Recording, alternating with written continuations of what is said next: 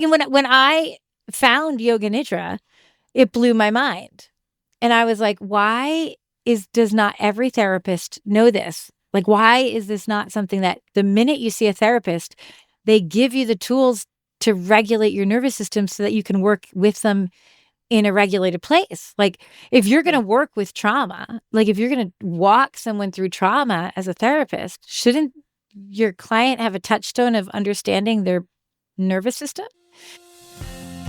Welcome to Good Enough with the Trauma Therapist, a podcast dedicated to empowering you to take control of your life, learning valuable strategies for healing and looking at mental health through a trauma-informed lens. Get ready to feel empowered and confident in managing your symptoms. And now, here is your host, licensed clinical social worker, EMDR therapist, and certified clinical trauma professional, Jamie Vollmoeller. Welcome to Good Enough. I am your host, Jamie Vollmoeller, and today we have Jocelyn Bates. Jocelyn is a cultivator of curiosity and creativity in the human experiment. She is a soul art guide, Akashic Akashic. records guide, I'm like, Aka. yoga nidra guide, and human design coach. She is also an expressive arts therapist, intermodal, and an EFT master practitioner. She has been working with people for over 25 years in different capacities to help them find their authenticity and purpose in life. 2.5 years ago, she lost her parents 7 days apart, and she's been traveling through her grief ever since. The journey of grief has widened her lens, honed her creativity, and brought her into perspective of her life's story. Welcome, Jocelyn. Hello. So excited to have you here. I had a flashback to Pitch Perfect, the movie. Like, you know how they do all the acapella, It's such a random idea for a second, but it just totally, if I didn't say it, it would be stuck in my head. I'd be like, life is funny. I kept messing up that word, guys. It's I'm so not recording a beautiful. third time. It's fine. Gonna move on. So, But yeah, Jocelyn, so how did you get into your space? So I know you were saying that when you lost your parents, you kind of changed your trajectory a little bit. So can you give our listeners a background of what that experience was like for you and how that kind of shifted your work? Yeah, so I originally started, I really wanted to be in musical theater when I was like a teenager, right? I loved theater, but there was something about like I went to school in New York City for theater at Circle in the Square, and there was something about, and I was like, I was doing auditions for Broadway, but there was something about constantly being judged that I just couldn't handle. Like, it was too much. And this was, nowadays, I think theater's a little better about it, but this is like 1994. Or 95, like that time. It was not as accepting. And so I put, I ended up pushing myself to go off and finish my bachelor's and master's. And I wasn't a college kid. I didn't like the idea of school. I just didn't enjoy school throughout my years. So my parents were like, we're going to pay for you to get a master's. And I'm like, well, I don't really want to do it. They're like, please do it. So I found an expressive art therapy intermodal program at Lesley University. And like most of it was like sitting in circles on the floor. It was like art. And they had a psychodrama program, which I was super into. Though they didn't have a psychodrama particularly. You had to go as an intermodal to get the psychodrama classes. So that's what I did. And I got to learn from one of the best and as far as psychodrama. And but then, I finished school and I was like, what am I going to do now? I didn't really go to be a therapist. I just kind of was going to get my master's. But I ended up loving the work. Like, I got to have such a beautiful understanding of arts and healing. Yeah. And I ended up working with sexual trauma in teenage girls. I ended up working with for a long time. I worked with domestic violence, women and children. I worked with homeless for a long time, brain and spinal cord injury. But then I had kids, and all of a sudden I had a daughter, and I was like, oh, she's never going to date. She's never going out into the world, because I'd worked with so many girls that had these horrendous experiences and relationships of women, so I was like, oh, she's never, no. And then I had a boy, and because I worked with brain and spinal cord injury, everyone who I worked with, and they were, like, paralyzed for large, quadriplegic, paraplegic, and they all had random accidents, like walking across the street. It was never anything that you're like, "Oh, that makes sense." Um, Yeah. so I am telling my 33-year-old son, "Don't climb trees, don't cross the street, don't go anywhere," because I had that, right? And I realized at one point that I was insane. Like, life happens. Just stop. And I stopped working as a therapist for that at that point because I was homeschooling my kids, and, um, and I was just teaching creativity online. I was teaching movie making and writing and art online to Yeah. teens and adults. And that was, like, really well and good for many, many years. I ran co-ops. I kind of just I did a lot of fun stuff. But then COVID happened. And then in 2021, my parents, who we lived with, and I'm like an only child, died 7 days apart. And it was totally unexpected. They just came back from their 51st anniversary. They were Aw. like on vacation at AC, and it was like not expected at all. Um, like my whole foundation shattered, just shattered completely. And um, I had, like, dissociation for, like, 4 months, 5 months. I remember nothing. There's pictures of me, but I remember none of it. And, when I started coming to, I I was craving a feeling of being with my soul and my spirit. Like, I wanted to understand the other side. Like, that's where I wanted to go. I started going into human design, because that's something my mom was into, and I taught her about it for years earlier. And so I started learning about human design and my conditioning Uh-huh. and how my parents conditioned me to be the child or the child of them that I was, Yeah.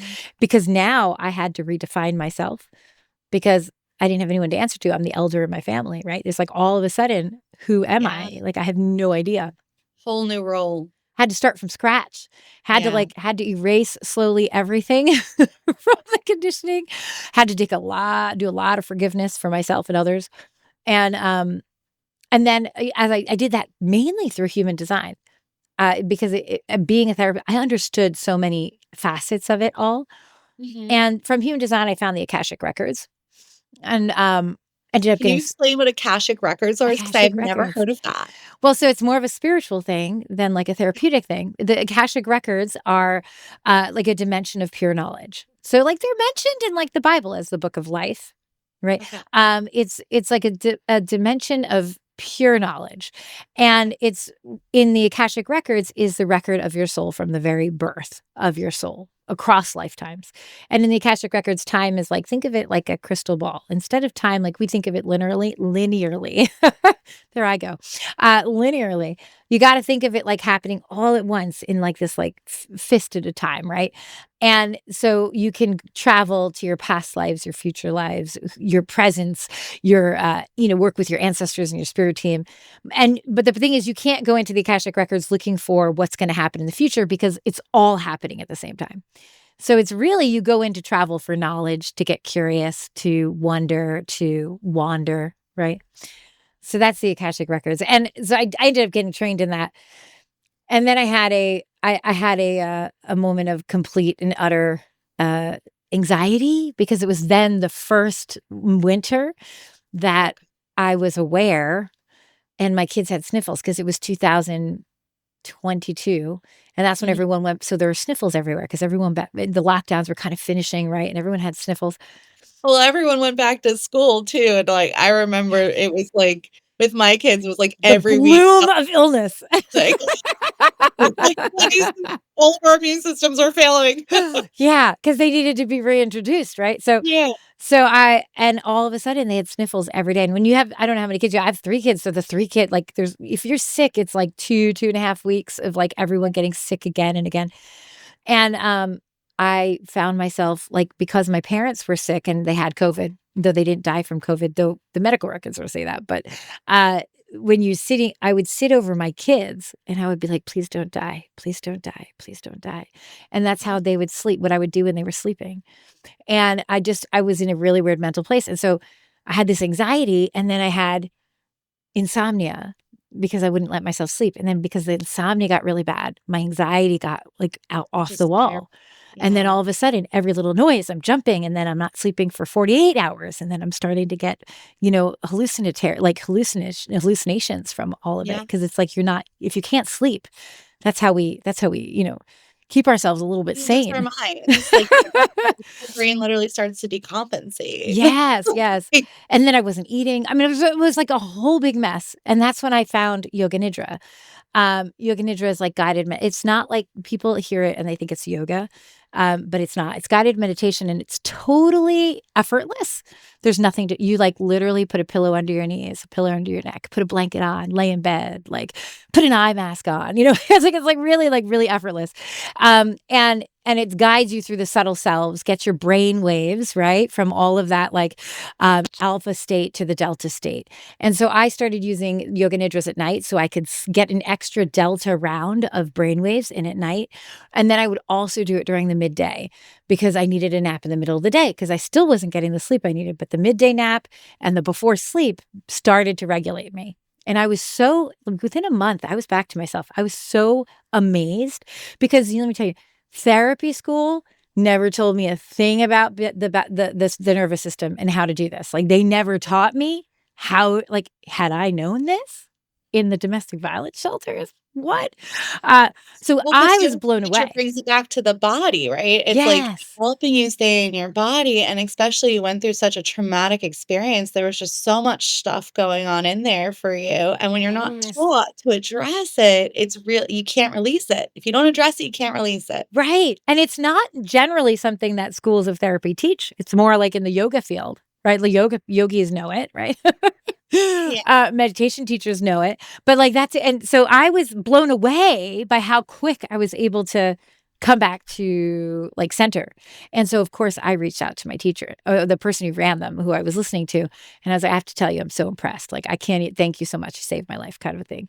And she was like, well, you should be a teacher. And I was like, I should be a teacher. And then so I got trained in that.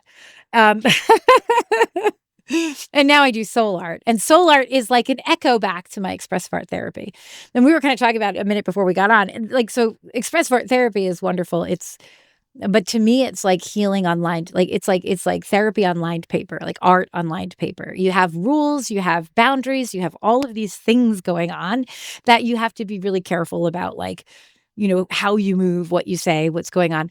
Whereas soul art is like it's like expression in a free studio. Like there's no lines, there's no, and I'm just literally a human being with someone else walking alongside them. And to me, that feels really right. So having jumped, even though it's a lot of the same skills, it's a lot of the same work. Like I came into solar art having a full handful of expressive art therapy and understanding how it all works. So I feel like I had a one up there.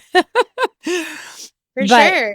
but now it feels like this place, like this is like what it's supposed to be, what therapy Yeah. should be in my mind when it comes down to, but you can't, I get it, but so that's Well, my I think experience it's now. just what we're taught, right? So my practice is much more eclectic. I'm way more like where my clients are at, what modalities. Like I do EMDR, eye movement EMDR is desensitization awesome. Yeah. reprocessing. That's really protocol based. But I'm not super rigid because you can't be super rigid, right? Yeah. Like you can't always go step by step by the protocol because sometimes we need to do an interweave or sometimes we need to go back and do some parts work or we need to, find another resource and make ourselves feel a little more regulated in our nervous systems before we go deeper. And Yeah. I think that in the therapy world, we're very taught like go by the book and people become so rigid But and we're that human beings, right? void.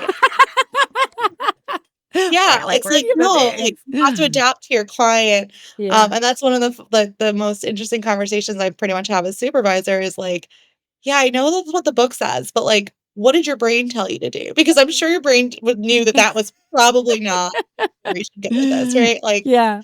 um, but yeah, that sounds absolutely beautiful. So how did soul work, start to help you with that process of, like, the grief? Oh, so with my grief, the first thing that really, um, when I came out of being dissociated, the first thing that I did was the human design, which is not actually, I mean, it's like human design is like an astrological chart. but it's so intense. I actually I believe every therapist should understand the basics of human design, just because you don't need to know all the craziness of it, but there's pieces of it, of defined and undefined self, that create a lot of your conditioning. So, that's where I started, and I learned a lot about my parents after they died, and I learned a lot about myself after they died, and that process for me took me out of being, like, totally dissociated, because I was like, "Oh, now I'm interested. If I don't remember it now, I'll never remember it, and so now I should refresh." So it was like this instinct for me to go learn, and so that's how I first started, and then almost immediately, I got into transcendental meditation. I got my mantra from the Transcendental Meditation Center, and I was doing that 2 times a day, 20 minutes, um, and then I started cold plunges. So that was like we also walked every day. So even in the freezing cold, we got up and walked like 3 miles every day, because I needed to be in my body. I was trying to shake, because when you're so dissociated, like, you're like, I literally don't remember my birthday, my dad's birthday, my mom's birthday, Christmas, Thanksgiving, Halloween. Like, I have no memory. So I had to, like, shake that back in, and I needed to be really in my body. So we would start our day with like a 3 mile walk. We'd come home, we'd do a cold shower, then we'd do TM meditation. And it was like this thing that had to happen. And once I started getting back into presence, I didn't have to be as strict with it, but I needed to do that. So that was like the first Yeah. starting The human starting. design, and then having that. Um, and then, and that kind of took me. And then the work in the Akashic Records came a little later. And that was like really beautiful for me to connect to, like, my spirit team, my ancestors. I've done a lot of ancestral work. I've been able to connect and work with my parents, and like really hear and feel them, and kind of bring them into the journey with me. So that was Mhm. something on a spiritual level that I did. Yeah.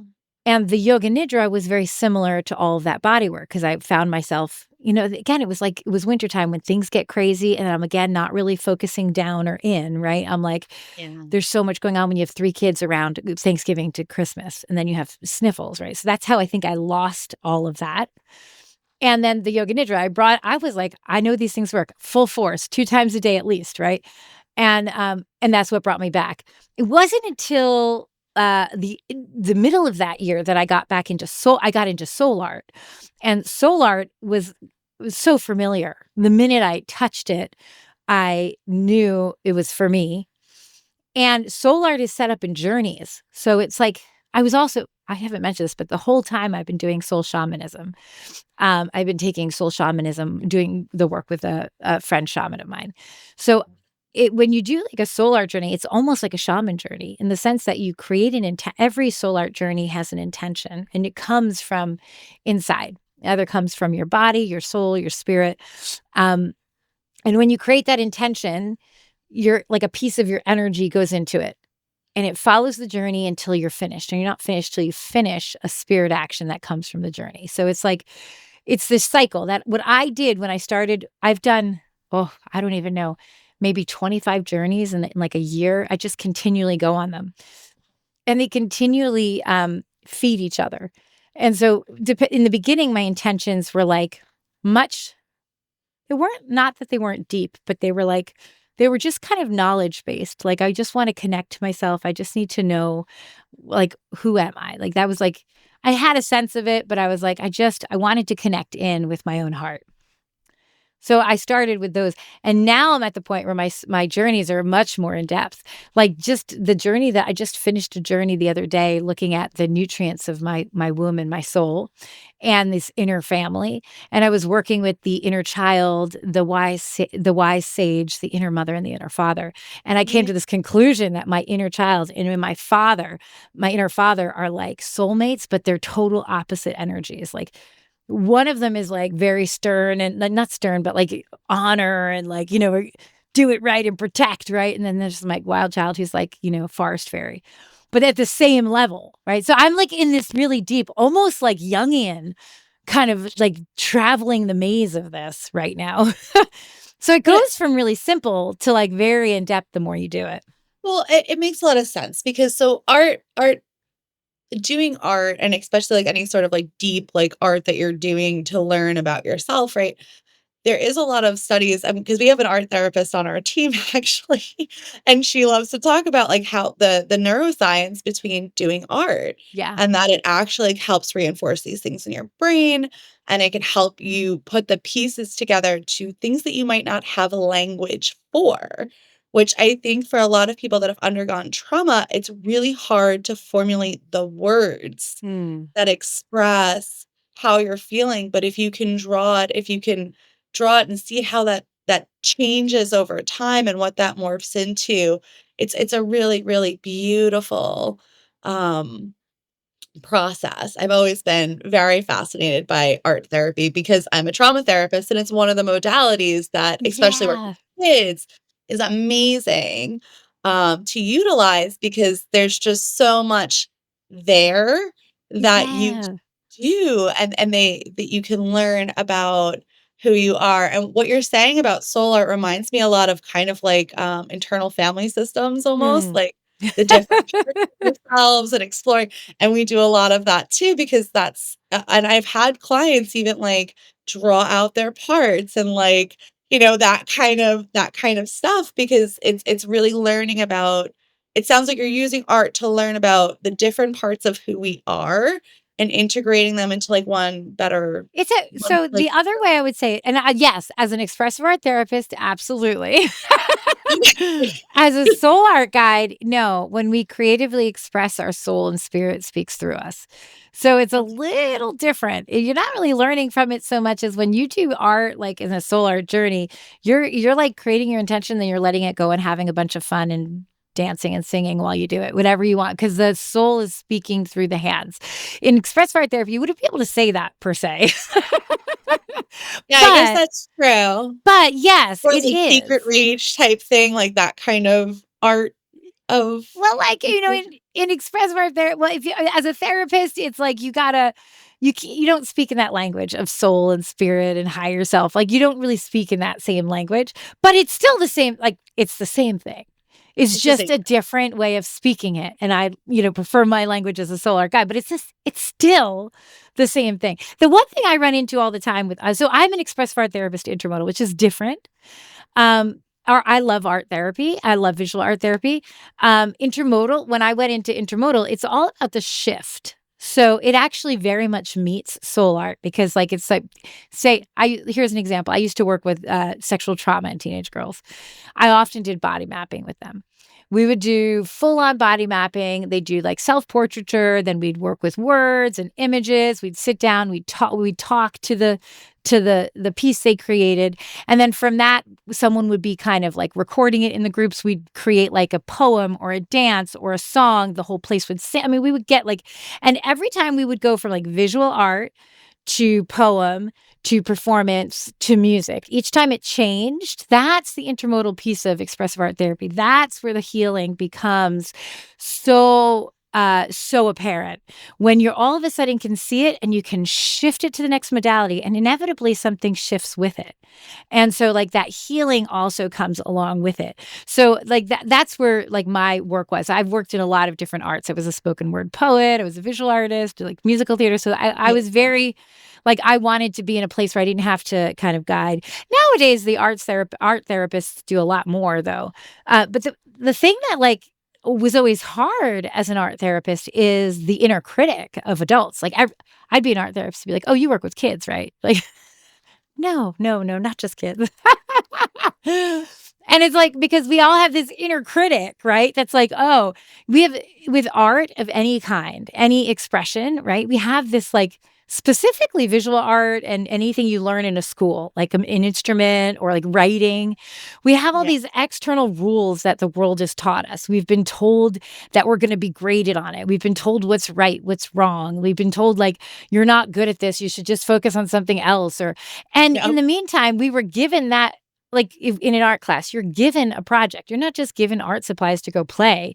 You're like, do a do this, do that, do this, right? And so maybe if you don't excel at it because you didn't like the project, right? Like we don't even take that Yeah. into account, right? Like because art is very inspired. So we as adults, we like this piece of what art is becomes this like big old chip on our shoulder in a lot of ways. And so that I had a problem with for a long time. And the way soul art deals with it is like I'm really good at letting people like chip that thing off their shoulder, because like I just really open up, and I often do art alongside them, so and they can see the freedom with which I play and the absolute wreck that my pieces look right in the middle. But that was something for a long time. And you know what? I work with kids. Like I said, I worked on online teaching kids creativity for a long time. And the first thing I say in any class is, guys, whatever rules you think you have about art and expression, like throw them out the window. Because if all you need to do is know how to express, that's the skill. And this is for anyone working with a therapist, you need to just learn how to express. If you can just learn how to express. It doesn't matter what medium it's going to come out, right? If you learn to understand, to feel, to express, then you will be a great musician, a great, even guitar. You can pick up a guitar and you'll find the expression for it if you know what you're trying to express, and a great writer. It doesn't matter. It goes from one art form to the next, right? But you just, that's the skill you need to hone, is to be present in your body, to feel, to get curious, and then to play. If you can do that, you're an artist in any art form you want, because those external rules, they don't make anyone any better than the next. It's just because someone knows a technique, just because they understand how to create something that someone else created, right? Well, that's just because that's how we're socialized, right? There's a right and wrong way to do things. Yeah. Art is a very freeing modality where, anything kind of goes. And I know for me, like, I definitely have some perfectionist tendencies, and I took an art therapy class, few years back when I was working with oppositional youth in a residential program, because I was like, oh, these girls need something else to work through this trauma. Yeah. So I took this class. You had to do your own assignments.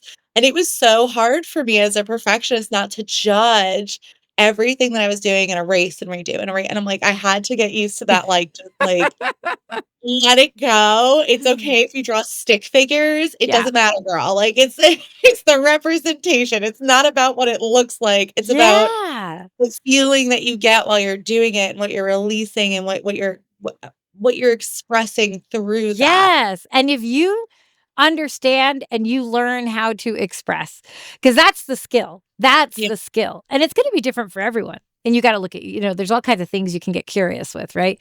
But like, if you can just hone that skill, like, how do I feel into what's present? And then how do I don't even have to understand it. How do I express it? Because once I express it, I can figure out how to understand it. Right. But like, I have to express it first.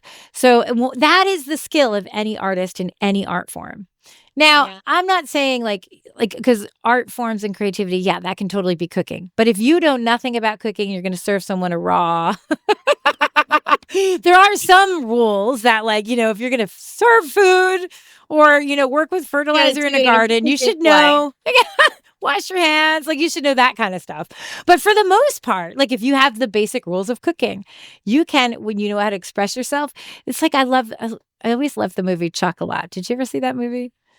She No. talks about the chocolate and the mixtures of chocolate. And I'm like, oh, she's just expressing herself through chocolate of all things. And she's like magical. Like, but she understood how to like get it to a hard shell and get it to the right, but then she just Yeah. expressed herself through it. It's Yeah. pretty cool. Yeah. Crazy cool. Part of the reason, Jocelyn, I wanted you on is because you're so into nervous system regulation. Ah, yes. So I really like, because that's really big for me. I'm someone that has CPTSD. That's why I got into the trauma field. And I really feel like that was missing in most of the therapy that I received most of my life. There was no nervous They don't regulation. know. It's not their fault. It's not taught. I mean, like, maybe nowadays it is, but when Well, I graduated in 2002. I was never taught anything about the body.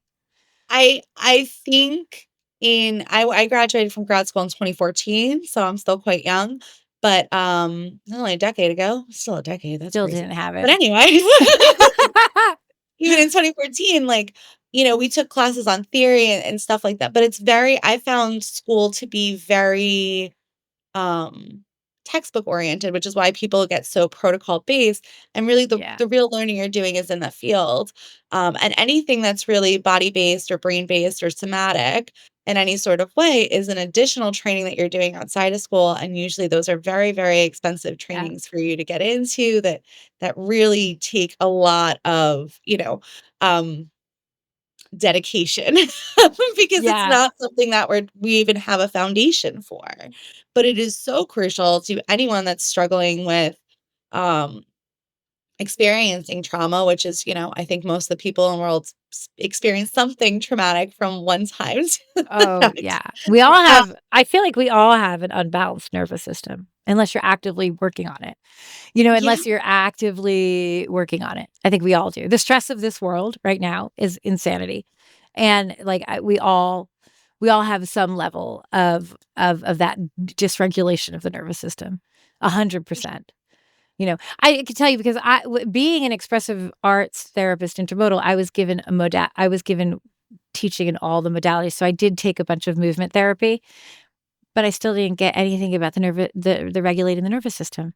I got, like, how to work with someone through movement, but they still didn't, and so at least, you would think maybe with that, I would have gotten a little bit of the understanding. background of why that's working, maybe. Right, I didn't. And it's like a premier like, Leslie's a premier school for that. Like, I don't I don't know. It's just not something that's really brought out. But, when I found Yoga Nidra, it blew my mind. And I was like, why does not every therapist know this? Like, why is this not something that the minute you see a therapist, they give you the tools to regulate your nervous system so that you can work with them in a regulated place? Like, if you're going Yeah. to work with trauma, like if you're going to walk someone through trauma as a therapist, shouldn't your client have a touchstone of understanding their nervous system? Like how to calm it down. I think like my big trauma, like well, outside of grief and stuff, but for my whole life, I had a dental trauma. Like I would cry on the way to Oh, the dentist. Like I can't, like as an adult, you should see me doing my exercises. I'm breathing. that's like me. EFT. Well, I have like a needle phobia and I used to pass out for years and years and years. And And now you're I like, just have what? to like go in there and like mentally prepare myself and do Yeah. some deep breaths and breathe through it. And Yes. I had it with dentists. So like, like this whole, like for me, that was one of the reasons that I connected even so with that, 'cause for years I would be in a state of paralysis on to the dentist's office. Now I've been an EFT practitioner for a long time, so that I learned earlier, and then you'd see me, like, tapping my way to the dentist's office. Like, there's so many ways to regulate your nervous system, yeah. but for me, right now, the yoga nidra and the breathing techniques with yoga, I feel like if you have a practice of yoga nidra, even if it's twice a week, which is the most amazing practice. It's like also the no sleep deep rest at NSDR. You'll see it is called.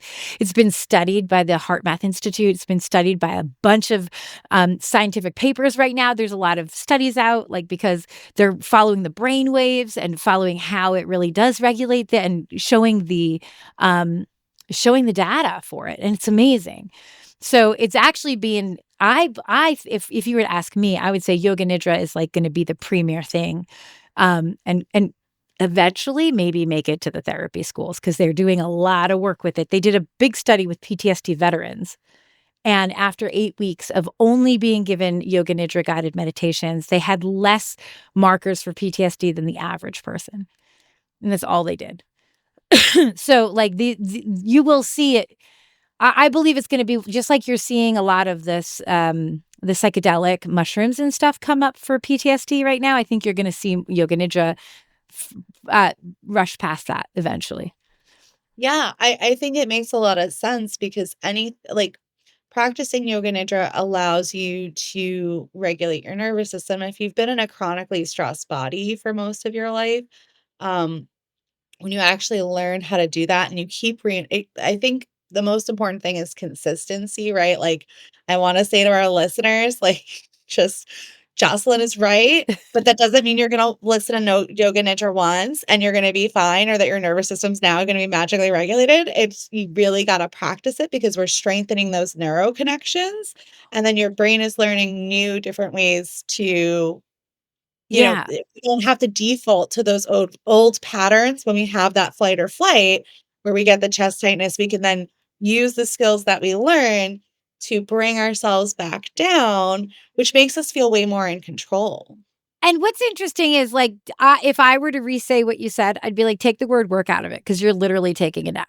That's true. Like you're literally It's accurate. like when you do yoga nidra, like when I was doing it midday, I would do it before sleep to get the extra delta, and it would just put me to sleep. And I would be asleep before the end of it, and it wouldn't matter because your subconscious is still picking it up, the subtle selves and the koshas. Just really quickly, like the yoga nidra is in the yogic tradition, we have subtle selves and they are called koshas. And you have the physical self, you have the pranic self, which is the breath, the life force. You have the mental, emotional part, you have the witness part, and then the bliss state. And so it's not a regular guided meditation. It actually follows a script of not an actual script, you create your own script, but brings you down to slowly just relax into each of the subtle selves. And it is what in the Anamaya Kosha, which is the physical self, you go through what's called a rotation of consciousness, which is like my ultimate favorite thing. If I have no time to do anything, I'll pick up a rotation of consciousness somewhere on Insight Timer. Because it goes through, you just bring your awareness from one body part to the next. And it goes pretty quick because you don't want to sit on somewhere where all of a sudden your brain's like, oh, now my awareness is on my eyebrow. Then it ruins the point of it, right? It has to have a flow that allows you to just kind of really settle into your body. And it's like the most amazing experience. After like a 30 to 45 minute yoga nidra, you will feel like you had a 3 to 4 hour nap. Like it is literally, it's like having a rest in the middle of the day. So I would take away the way work. And I don't even think of it as practice. I really don't. I feel like every time you could be having a crazy day. You'll go to a yoga nidra, sit down, effortless, relax. You will feel better when you wake up. I would say like physiological sigh, elongated breath sigh, doing some of the mindfulness techniques to get you placed, doing like the tapping, like the trauma tapping for the EMDR. All of that is like more of a practice because then you have to remember to do it. Because how many times are you in a trauma and you're just like, and you don't remember, like, because it's not something that we're used to thinking, like you might do it, but you don't remember it, right? Yoga nidra is like, if you do it and I do it just literally because I have 3 kids home all the time and I need a nap like 3-4 times a week, easy. And it helps me get through the day because I have kids who stay up late. I could never stay up late if I didn't do my yoga nidra in the midday. So like, it actually helps me in that way. The other thing is in yoga nidra, we work on samskaras. Samskaras are like the grooves in our energetic body of energy and karma, which is a little different in yoga nidra than the traditional way of looking at karma as good or bad. It's really just about if you think about the energy that you put toward decisions, like a riverbed is where that energy is going. And that riverbed gets real deep if you've made a lot of similar choices throughout life. And of course, that could go, of course, as well, like previous lives, if you're looking at Akashic records. So it's about creating new samskaras, new energy pathways that are grooved in, right? So there's also that work. They work with an intention or with a sankalpa, which is like a heart's intention, true north. So every yoga nidra is working on that sankalpa. And then also in yoga nidra, they have what's called an inner sanctuary or inner refuge. And actually, I have an Insight Timer, and I have these all for free. If you ever wanted to check it out, like go check it out. The inner sanctuary is one of my favorites because and my teacher will talk about this all the time. She had panic attacks. And she would say that she started doing the inner sanctuary. And so in a way, this is kind of what you were saying. The more you go to your inner sanctuary, your inner refuge, the more available and alive it is for when you need it, though you don't have to meditate when you need it because you've accessed it enough in that subtle self that when you're there in the PTSD or in the trauma or in the anxiety, it naturally rises up to meet you. So like, you're still, though, napping. Like, you're still, like, no sleep, deep rest. You're not napping. You're still aware. But, like, you're still just relaxing when you're doing it. and you don't have to, like, all of a sudden you're having a moment. You're not like, oh, let me go put a pillow under my knees. Like, you don't have to do that at that point. You're in a Yeah, refuge. Or it becomes more of an automatic, like, "This yeah, is happening. I'm I'm gonna bring okay. myself to that sanctuary place, and, like, I'll be okay." Yeah, Yeah. we do that in EMDR too. We create safe places and things like that, and that's why I do say, like, you have to do it more than once, especially if you're in a trauma response, right? Because that's the feedback that I get from a lot of my clients because we do a lot of meditations. I do a lot of, like, more holistic things with my Yeah. clients. And I think that people get discouraged if they don't get immediate, like, status. Like, they might feel better afterwards, but they're like, "But it doesn't change, like, the rest of the week." And it's like, yeah, but the more that you do it, Yeah, you right? gotta, like, The more that you train your yes. brain to go into these states, the more those states will just come naturally to you, and you'll feel more in a regulated body because you're taking care of your nervous system and teaching your body how to relax. Because I can't tell you, I know for me as someone with PTSD and my clients, there are times when we have flare-ups that, like, it feels like your whole body is just this Yeah. tight system, and doing that, like, it's literally like it's pretty much like progressive muscle relaxation that you're kinda listening to, and you kinda get in tune with each part and learn how to relax, which for people that struggle with trauma can be really, really, really, feel really, really challenging. Yeah, and the other piece of it too is, so like I was saying, yoga nidra is different. So I could never, I was never, I could do TM, the transcendental meditation for some reason. Like, I could never be quiet before I learned that. And for some reason, after my parents died, I guess all I wanted to be was still and quiet, so I learned how to do it. But for my whole life, I could only do a moving meditation. I was a 5 rhythms dancer. I danced with Gabrielle Roth. I was a modern dancer at one point. Like, I just needed to move all the time. But once my parents died, I was like, I just don't want to move. I just want to be still. I don't want to be seen. And maybe it was like part of, like, being part of the background. I don't know what I was doing, but I was like, I can do TM. I could do it for 40, 50 minutes at a time and not, like, move a muscle. Like, it was just like, I'm here. Um, with the yoga nidra, it's different than TM. I can't even talk about DM because it's such a secretive thing. it's such a it's a wonderful meditation, but the yoga nidra is actually, so it's really the meditation that brings you to delta. So a lot of guided meditations are going to bring you to that, like, alpha, deep alpha. You're going to go into that theta place. But not often are you going to get into the delta place. That's where the yoga nidra and the delta place, like, so when you have a kid, the reason kids get better so quickly if they have a healthy immune system, or if they're like just like an average kid, right? Not doesn't have any, like, a massive illness or anything. Um, is because they get an extra round or two of delta sleep at night. I don't know if you know that. Like, they go through and they fall into delta very quickly, and then they get so we don't go like you hit delta and then you're there all night. We go in rounds. And so they fall asleep and they go very quickly right into delta. And so they get almost 2 full extra rounds of all the brainwave activity, get 2 deltas, more than an adult. As we get older, I guess through puberty, we get less. And as you're a mother, you get way less because now you're up breastfeeding maybe in the middle of the night, or you have kids waking you up, like, or now you've done that for so long you can't even sleep through the night, right? Like, that's the reality of being a Gen X woman, I could tell you that. Um, Mhm. and so what that delta sleep is where our bodies heal. That's where we get rid of the inflammation. It's where our bodies heal physically. And you better believe, I'm sure trauma, emotional trauma, not even taking into account the physical trauma, is in our bones. It's in our DNA. It's in our skin. It's in our muscles, right? That is healed as well in delta. So when you go into a yoga nidra, you're at least getting to the delta stage once in that day. And so you're just, so that for me is like the selling point. But if you do it Yeah. before bed, you get an extra round of delta. Even if you like you put it on and fall asleep, you're still being walked through subconsciously. And by the time it turns off, you've already been through a delta.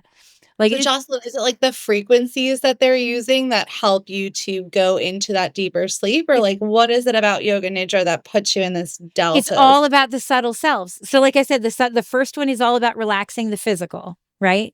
And then Okay. you go into the pranic, and it's all about breathing and breath, but you're not manipulating it. We're in a relaxed, effortless state. So you're just aware. So we've already been aware of the whole body. That's the physical, like, then you go into this state of just watching the breath, and then maybe imagining the breath move places, being birthed and being given out in different places. So that's like, and when you really relax into that, and if you'll notice in a yoga nidra, usually someone who's guiding a yoga nidra, you'll start to have more spaces as they speak down into each kosha. You'll start to feel their voice change and shift as they speak down into each kosha. So after the pranic one, then you're going into the mental emotional. And this is like for therapists, love this one.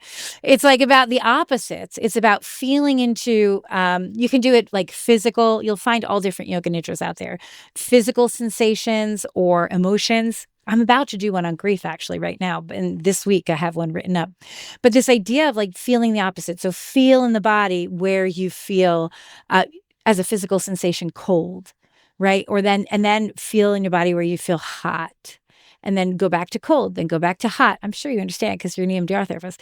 And then Yeah. all of a sudden you feel them together. Yeah. Can you feel both sensations? That's the mental, emotional mind. So you could take that from a physical thing to like feeling love and sadness, to feeling, whatever you want to work with, but they're always opposites. And then the next one is being the witness. So the witness subtle self is about this. To me, it's the storyteller. So a lot of different yoga nidra people will do it different ways, but I was taught, and I love it, is kind of bringing up images that are symbolic, images that maybe can hold color, symbology, that can speak to the to me, it's the Jungian side, the archetypal side, right? Like it's like to speak to the depth of us, the witness outside of ourselves that can look down and see the hero's journey. There's so much stuff there. And then the bliss state is in silence. The bliss state is the last state where you're just in silence and you're on your own. And that's where you get into delta. So it's just like you're kind of just, it's a subtle movement between selves. And they've measured the brain waves when people go through a yoga nidra. So this has actually been like studied and scientifically found to be true. It's Yeah. fascinating stuff. I love that. Yeah. No, I love so I didn't know that it affect like your delta waves, which makes a lot of sense. 'Cause that's a lot of like EMDR is like it's changing your brain waves. They think it mimics REM sleep. That's how we are able to move those memories and they're not as triggering. So anything that helps with, bringing it back to our bodies, I think is just super, super crucial to just teaching people like skills to take care of themselves that Yeah. it doesn't cost anything. Yeah. So, and go on YouTube and find a yoga nature video or Tons of YouTube. Insight Timer is a free app. Tons of free meditations I there. love Free. Insight Timer. I pay for the paid version because Yeah. I just find it like so helpful So to me. good. So currently I'm pregnant. So when you're talking about like I just did insult, a pregnancy yoga nidra. You should go listen to it. you It's need for to the pregnant, for the prenatal. I very love pregnant it. belly here. Yes. So, I just I did one for totally a feel friend you on and the put it on. lack of sleep and the anxiety. Like my anxiety gets really bad every time I'm pregnant. This is my third too. Ooh. So, um, yeah, I've been listening to a lot more like meditations and stuff at night because it does help to just like bring me down and into my body and not up in my thoughts and relax and go to bed because otherwise I Yeah. don't. So I have the reason I did that yoga nidra, because I'm not really a prenatal person. I mean, I've been through pregnancy before. I had a stillbirth before I even had 3 kids. And I have a friend of mine who's pregnant for the first time, and she was so good for a long time. And then she hit 7 months and she's like, "Ugh." And I'm like, let me, like, let's just work on, we'll figure out a sankalpa for you. I'll give you an inner sanctuary. I'll give you like this. And then you'll have all these audio files. But then I was like, hey, do you mind if I put this on Insight Timer? But it's all Thank you, about, Jocelyn. I'll yeah, it's go just now. just my name, Jocelyn Bates. You'll find me on Insight Timer. And it's a, a 45 or 50-minute prenatal yoga nidra. And it's about like stepping into the power of being a mother, of not just being a mother for the first time, but of birthing it into being a mother again. It's really, it's a fun one. I'm excited for You should that totally because listen to it. I I I just totally put it will. up. It is. It's helpful because I think, you know, no matter how much work that we do on ourselves, there's always gonna be obstacles in our life that bring us to places that Oh, yeah. we don't really feel like ourselves, and it's great when we can find tools that help us kinda bring us back to who we are and center us and make us just feel a little more in control. I Yeah. mean, for me, control has always been a big thing. It's like, how do I not feel anxious? My anxiety is me trying to control everything in the world, right? 3 Uh, kids, just wait. You'll learn that lesson real fast. I'm 3 trying, kids. girl. I'm trying. Like, I I've love it. definitely learned a lot, and I've let go a lot. It's Being not a business easy. owner has helped me to let go a lot because you can't run everything with I Yeah. run a business in 2 different states. There's no way I can run it all and do all the jobs. Being a Yeah. mother has helped me let go of that a lot because I don't wanna be a helicopter mom and control what my kids do because that doesn't create healthy children, it creates anxious.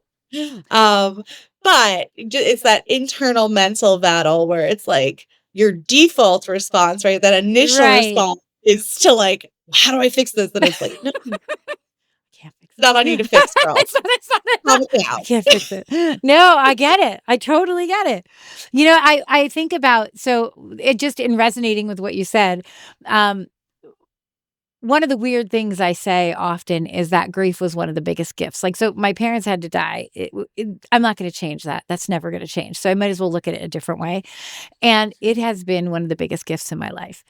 It has allowed me to redefine myself, to find my, it's been a portal of transformation. It has been like amazing to walk through it. I mean, really, really freaking sad on lots of levels. Like I've been through, the ringer and back probably more times than I'd like to admit. And Yeah, but having done that, I know grief's going to come again. Like I know it's not like I went through it and it's not coming back. It's not like, yeah, oh, I got your number. It's like it's going to come back and it's going to be different.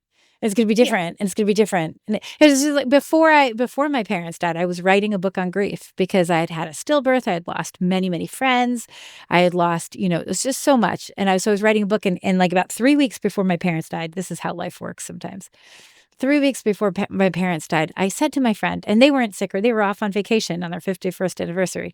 I said, gosh, this grief thing is so hard. It's so hard because I had to pull myself back into these deaths that started, my first friend committed suicide when I was in ninth grade. So like that's when it started. And I'm like, they miss these people, like my first love. I thought, he died of an overdose. Like, and I was like, all of these pieces that I was pulling yeah, back up. I'm like, this is so hard, and I'm doing it. But man, if I ever lost my parents, I wouldn't make it. 3 weeks later, my parents 7 days apart, totally healthy, nothing wrong, right? Like, so it's like it's almost like life prepares you in a weird, weird way. yeah. Like, and you don't always see it. Not until you see it in the back window, right? When you're Well, looking what you're back. describing is really post-traumatic growth, right? Like, you went through a traumatic experience, and instead of freezing or, like, just shutting down, you were like, "How do I better myself from this experience? How do I Yeah. take what's really hard and help it to build something that's really beautiful and feel better about myself?" And you hope that the next time grief comes knocking, I'll have a little bit of a path to I'll know that yoga nidra is wonderful. I'll know that I can write and I can paint and I can body map and I can, it's like you solidify some of these things in yourself. Not that it's going to make it any better, but it's like, well, maybe I can take that on in a different way, you know? Yeah. No, that definitely makes sense. Yeah. So, Jocelyn, before we wrap up, I always have to ask, what does being good enough mean to you? How would you describe Being good enough. Well, as my shaman teacher would say, we're all good. We're all good. Like just we are goodness. We are goodness at the core of us. And it's like if we good enough. I don't you know what? I think I for a long time used that word enough. Like not good enough, worthy enough, deserving enough, enough. I don't really look at that word in the same way anymore. Like I've really done a lot of work on myself. And And I've really done a lot of work on like getting rid of good, bad, right, and wrong in my life because that caused a lot of me feeling like whatever I chose to be good or bad or right or wrong fed The into fears. that I'm Yeah. not good enough, right? And it all fed in all these. And one of the things I did, no doubt, no fear, no blame. I'm done with it, right? No doubt, no fear, no blame. And so, not that I don't have it. I'm not perfect. I have it all the time. I just acknowledge it. Like, probably every day, 5 times a day.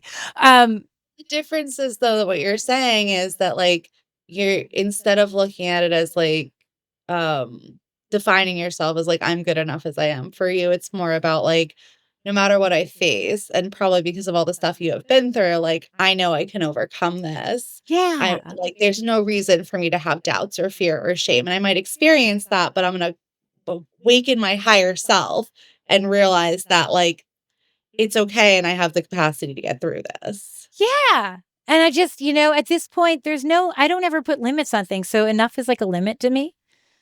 It's like a limit. Like, well, because there's a part of me that would get to good enough and stop. For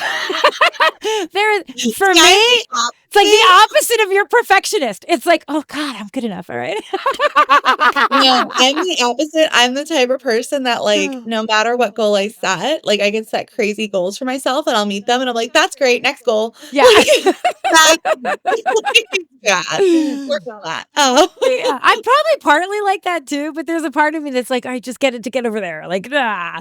And so that like for me, there are certain words that I wouldn't necessarily use, but if I was to actually define it to be good enough, um, gosh, I think I would probably say something along the lines of um being aware. I think as long as you have awareness and acknowledgement, you can shift and change anything. So, Yeah. like, if I just know that, because something for a long time, all I said whenever I would talk to somebody, right, I'd be like, I think, or I might say, I kind of, right, all these words, these like random, like really non-committal words, and every time I talked, it'd be like, I Wishy-washy. think, kind of. And, at one point, I got to the point where I was like, I can't stand this anymore. So I became aware of it. Once I became aware of it, it took me like a few months. But by the end of those few months, I'm like, I'm not really using that anymore. And I was like, yeah, all right. And I'm starting to be more like direct in when I say certain things. I notice I take a little longer to say some things because I'm like, I'm going to feel it into it. So in a way, I think good enough is just knowing and being in a place where you can get curious to dive deeper if you choose. But as long as I you know, I really love that because I think that's what it's been for me. It's like just an awareness that like all these feelings and thoughts are valid and it's I'm still okay. yeah, like it's Yeah, right? good. Like, and I'm Like, still okay. because you know what? Even the most perfect person out there that you think is the most like perfect person, they have moments where they're like, oh, I hate myself. Like, Yeah. I'm telling you, they all have them. And it's not good. It's not bad. It's just that in that moment, maybe they're like, all right, I didn't mean that. It came out. I'm going to forgive myself. Like, I witnessed it. I acknowledged it. I saw it. I'm aware of it. Like, all right. Exactly. you know? Oh, this has Yeah. been amazing. But Yeah. before we wrap up, I know you have a free resource for our Yes. audience. I wanted you to share that and share where they can find you, work with you. Yeah, okay, so I have a website, jocelynbates.net, and on there, you'll see at the bottom of the page, I have a cheat sheet for balancing your nervous system, and it's not like a yoga nidra balancing your nervous system, it does use some of those techniques, but it's like for when you're in the car, when you're in a room full of people, when you're, just even if you're in your house and you're just having a moment of anxiety, it's to quickly balance, so it's like an emergency kind of sheet, but also something that you can do to practice, just to know the skills, like simple mindfulness stuff, simple looking around, finding things, being really, really in the end, that idea of balancing the nervous system is about being present. So anything that gets you present, right? And this is really simple. It's like 11 different ways to balance your nervous system. You can find that on my website at jocelynbates.net. And I have I have a Substack, an Insight Timer, where all of my stuff is free. Well, except for a few things, but most of it is free. The app is free, and it's just under Jocelyn Bates, so you can find me easily there. And I do actually have a Substack. I actually do my own soul art journeys. I talk about my own journey through soul art and grief there on the Substack. So that's pretty much it. I feel like Okay. that's a lot, I though. that is quite a bit. And, clients who want to work with you obviously can visit your website, jocelynbates.com. Is Dot are net. there JocelynBates.net. .net, Yeah. sorry, jocelynbates.net. Yeah. And is there like, what are the services that you are offering to your clients? Yeah, so I do soul art journeys online and in person, and I also do soul sessions, which is like work. It's a very intuitive. I'll do human design readings, along with Akashic record sessions. Sometimes bring in soul art. But then I also am doing, like, right now. I actually just finished. I'm about to put it up on my website. If you like yoga nidra, one of the things I've been offering is doing an intention session with someone online or in person, where we travel the maze of the life, lift the fog, find the powerful intention, and then I'm recording personalized yoga nidras with that intention. So I kind of let the whole session inform the imagery I use in that witnessing piece. And then also it informs what I use as opposites. It informs the sankalpa. And we kind of talk about, like, well, what areas of the body I should focus more on, where we're like moving through. I get a sense of who you are. And then you get audio files of inner sanctuary, inner refuge, and then your own yoga nidra. So, like, that's something that I've done for a bunch of people, and people love it, like, because it's like really tailored to them. And then you get to work on your intention while you're napping, not napping because you're aware. I say napping because it's like you feel like you napped, but like while you're just You're really resting. resting. Yeah. Yeah. So that's something people have really, really enjoyed. I think So, that sounds amazing. It sounds a lot like the resourcing that I do with my clients, because you're tailoring it to them. And it's very, Insight Timer is great. And I'm sure that you can search on Insight Timer and you have different ones on there that apply to different things. But if you have someone that's speaking directly to your pain points and can listen to that, like, right. oh, that is so much easier. And that intention is coming from you, right? That you're creating that intention with powerful, juicy words. And then the awesome part is, like, you're resting and the intention's taking its course. Like, that's the most beautiful part of it. So that's something I experimented with for a month. People loved it. I'm putting it on as an offering. And so that'll be there too. So, yeah. Awesome.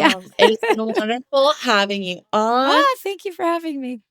I And have to say, I used to want to do EMDR when I was doing therapy. I did want to do EMDR, but I just never, gosh, so much school as a therapist, right? EMDR, like, girl, this pregnancy has messed me up in my EMDR, like, timeline, because I was like, get my stuff done, and I was like, well, this is an obstacle. We're putting this off for another year. That's not happening right now. Yeah. I love it because for me, it was pretty much the only therapy in my life where I felt in my body the Yes. difference. Like, it wasn't like I just logically knew that all these thoughts were irrational anymore. It's I could feel the difference, and something in me shifted when doing EMDR, which is why I love 100%. it. And I love now I'm also like, oh, I want to do IFS and I want to do safe and sound protocol, like all of these things. And then you're So like, but it's so much, like, you could take so much time doing it. I totally get it. I totally get it. Every I'm just therapist. gonna train the different Yeah. practitioners in my clinic so that we all do different things, so we can just kind of Sent like, from one room to the next. yeah, there you go. Right? 'Cause it's hard, I like us to be experts, and it's hard to be an expert at everything. You can't be super skilled at everything. So I think we all Yeah. gotta, like, kind of pick our lane and stick, maybe one or two. But anywho, Yeah. I want to remind our listeners that they are good enough. And that's the end of the show. Thank you for listening to Good Enough with the Trauma Therapist. We appreciate you listening. While our host may provide some personal and professional advice, we want to remind you that this show is for entertainment purposes only. Each individual situation is unique, and Good Enough is not a substitute for mental health treatment. If you need a therapist and are located in New York, or Missouri, feel free to reach out to us at liendr.com or resilient-mo